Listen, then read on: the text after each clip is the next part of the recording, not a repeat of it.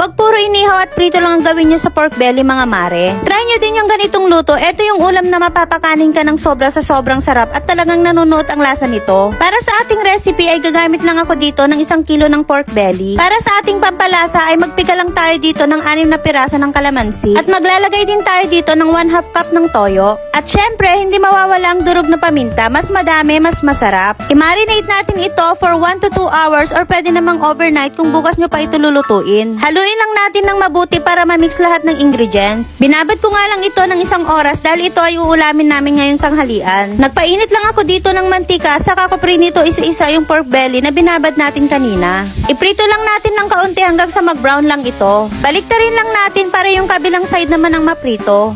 Pagkatapos ay iset aside muna natin ito.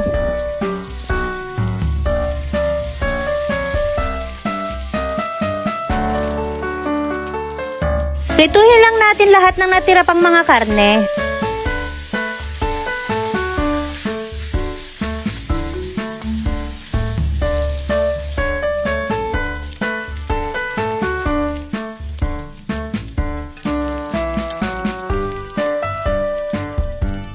Pagkatapos nating maprito lahat ng karne ay itabi muna natin ito. Meron ako ditong sibuyas na puti at hiniwa ko lang ito ng pabilog. Mas masarap talaga kapag puting sibuyas para manamis-namis yung lasa ng karne. Konting gisa lang at pagkatapos itabi muna natin ito. Dito na din ako naggisa ng bawang at sibuyas para mas malasa. At naglagay lang ako dito ng 2 piraso ng siling pula para may konting anghang lang. At kapag aromatic na, ilagay na natin dito yung prinito nating pork belly kanina.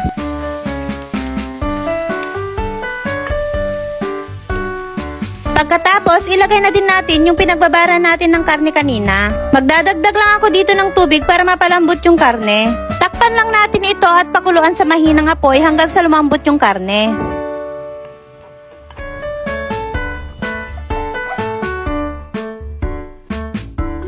After 45 minutes na pagpapakulo ay i-check din natin yung karne kung malambot na ito. Maglalagay lang ako dito ng 1 kutsara ng asukal pambalanse ng lasa. At para mas masarap at manuot yung lasa ay maglagay pa tayo dito ng 2 kutsara ng toyo at 2 kutsara ng kalamansi.